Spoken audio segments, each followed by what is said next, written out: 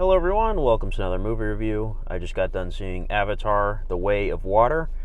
This review I don't think is going to be too long because I don't have a lot to say, honestly. I'm not even going to do a spoiler section, to be honest. Actually, I might do one, but it'll be very short. Because this movie overall was pretty basic in terms of the story. As far as everything else goes, far from basic. But real quick, I'll tell you my thoughts on the original Avatar from 2009. Biggest movie of all time, had a couple re-releases, and, of course, the 3D sales are a big reason why, the movie is almost at $3 billion, I think, which is insane. Because Avengers Endgame took it over briefly, and then Avatar had a re-release again, so, those two movies are just kind of going back and forth with each other. But as it stands at this moment, Avatar 1 is still the #1 movie of all time in terms of box office. It's a good movie. I would say it's a great movie, actually. I don't, love it to death or anything like that. I've always found it to be a very solid movie. Of course, the story is very cliche. But at the time, it was the most incredible spectacle ever in movies. The effects were, I rewatched it the other day, obviously, for this. So, the effects are still good. It's just, some of it's okay by today's standards. Some of it doesn't look as good. Whereas in this new film, obviously things have improved big time. But at the time, the first Avatar, like I said, the effects were groundbreaking, and it was a great movie. But the story, of course, was very cliched, and that was the biggest issue. So I've always enjoyed the movie. It's never been a favorite or anything like that. James Cameron as a director has never made a bad movie, to be honest. I've never seen Piranha 2, so you can make all the Piranha 2 jokes you want. But all of his movies, like Terminator 1 and 2, Terminator 2 being my 5th favorite movie of all time. Terminator 1 being obviously, Aliens, True Lies, Titanic, obviously. I've never seen The Abyss. I need to see that. I'm sure it's good. Well, like I said, the man has never made a bad movie. So, going into this film, especially considering how good he is with sequels, obviously, with Aliens and Terminator 2, it's okay, another James Cameron sequel. It's been 13 years since the last movie, so it's I'm sure it's going to be great. And I'm pleased to report this movie was great. Now, like I mentioned at the beginning, the story is very straightforward. I'm not going to say too much because I feel just going into this movie not knowing much. Because the trailers didn't really reveal much, which is good. And I would say the story in this is probably better than the story in the first movie, I think. And I don't know if it's a sort of a negative or not, but, he plans on making this a franchise. He plans on making, 5 Avatar movies. So, you can tell by the end of this film, okay, we're leaving certain things open. There's certain mysteries that come up in this film that don't get answered, which they're going to answer in future movies, I assume. So it's okay, it's sort of sandwiched between movies. So, you can't really fault it for being, it's sort of got that Halloween Kills effect where, you watch Halloween Kills knowing there's another movie coming, and it sort of detracts from the movie a bit. But that movie had its own issues, obviously, aside from that. Whereas this movie really didn't have any big issues for me. The story was simple, like I said, but, man, I'm telling you guys, this is a spectacle. It's over 3 hours, and I'll admit, I'm usually pretty good when it comes to 3-hour movies, but this one I did feel the length, especially towards the end. It didn't feel like a chore to watch it, though. I didn't feel like I was torturing myself watching this movie. It wasn't boring.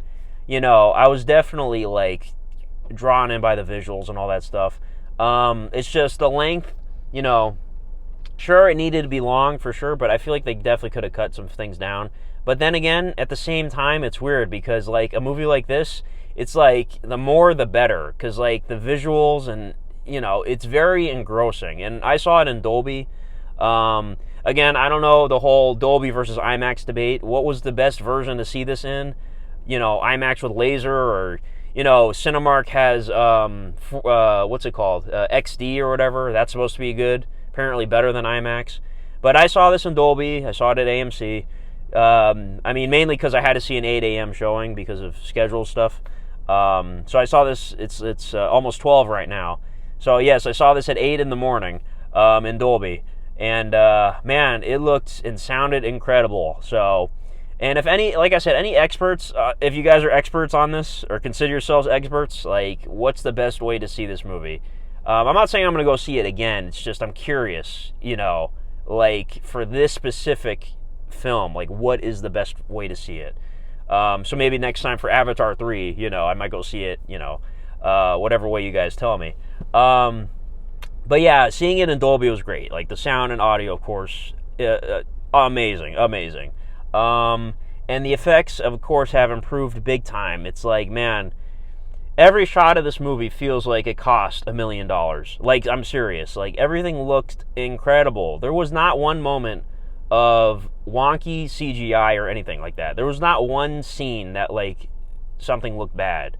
Now, I will say, I noticed this immediately as the film started. James Cameron played around with the frame rate a lot, and I heard this in a lot of the reviews. There are scenes in the movie where the frame rate will change mid-scene.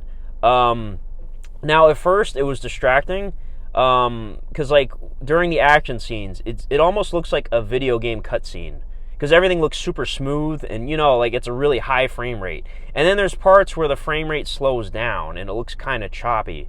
So it's weird, you know what I mean? I sort of got used to it, but there were times, even towards the end of the movie, I was like, wait, this is kind of like pulling me out a little bit.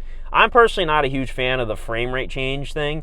If you're going to stick to one frame rate, okay, sure. But, like, the fact that he kept switching, like, it kind of distracted me a little bit. But I guess he's sort of being experimental. Like, he's trying to figure out what works best, maybe. You know what I mean? Because, like I said, he's planning on doing 3 more movies, so, which is crazy to me. It's like, man, James Cameron made all these iconic films, and it's like, he's just going to make Avatar movies until he's, 90 years old or whatever. Like, I don't know. It's a cool, it's a great franchise. Like, seriously, the world of Pandora is a character in this film. The environment is a character in this film, and I'm big on atmosphere, and I'm big on that stuff, so it's like, it's not a negative for me. It's just like, I get that he created this whole IP. It's just, I wish, for the rest of his career, he'd at least do something different. Like, I'm not saying he's going to make Avatar 5 and then retire, because who knows? He might make other things after that. I don't know. But it's like, man, this guy's arguably one of the greatest filmmakers of all time, because, like, he made literally the 2 most successful movies, at one point, Titanic and Avatar. It's like, this guy is one of the greats.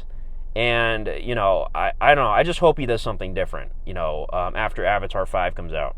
But like I said, overall, it was all the performances were great. The standouts in this, Sigourney Weaver, she returns. This is not a spoiler, because, I'm not going to say how I'm not going to say, specifics, but, like, certain characters return from the first one that, you wouldn't think would return in this. And they explain why. Some of it's kind of contrived, I ain't going to lie. But, they all were great. Like, they were all great in it. Everybody, all the new characters were great.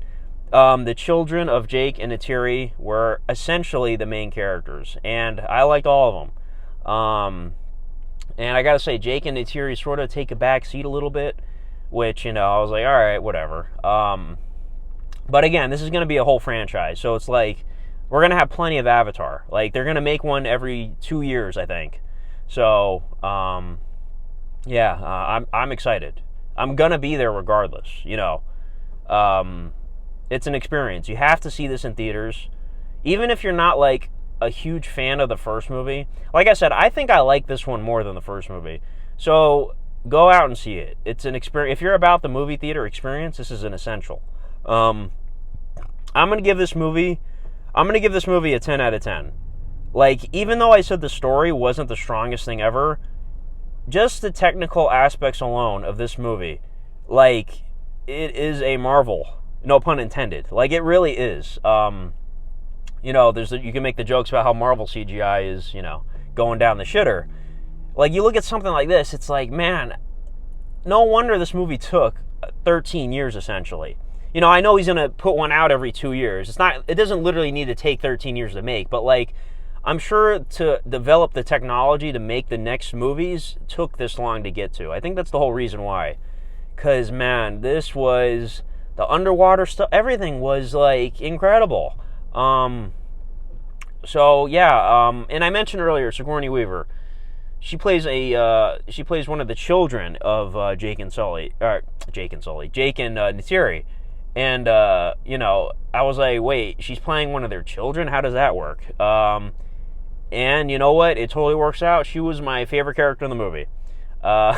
So, yeah, and there's a sort of mystery that revolves around her character, which I'm sure we'll get answers to, you know, later on. But, yeah. So I honestly don't have much else to say. So go out and see it. Everybody go see it, honestly. Support this movie. I'm sure they need to make tons of money in order to break even at least. So, yeah. 10 out of 10. Honestly, it really, like... This movie envelops you, like, when you watch it. It didn't blow my socks off necessarily, like I said, in terms of a narrative, but man, like, this is what a movie experience is meant to be. Yeah, this is a 10. Just on, like I said, the experience and the technical aspects alone, it is a 10. It just is. Not the film of the year still for me. I still think Top Gun Maverick is #1 film of the year. Because that movie hit every nail on the head. So yeah, that's my thoughts. We still have a couple this year. We still have Babylon. We still have The Whale, which I will definitely be checking those out. We have still, you know, a few more contenders. But as it stands, Top Gun Maverick still the film of the year. But yeah, I think that's about it. So quick spoiler section. Just leave the video if you don't want to hear. It's not going to be much. It'll be quick. So leave the video if you haven't seen the movie. Okay, so spoilers. So my theory of Sigourney Weaver's character, I think the quote-unquote father is the Na'vi god. I forget the names. It starts with an S or something. Cyrus, something.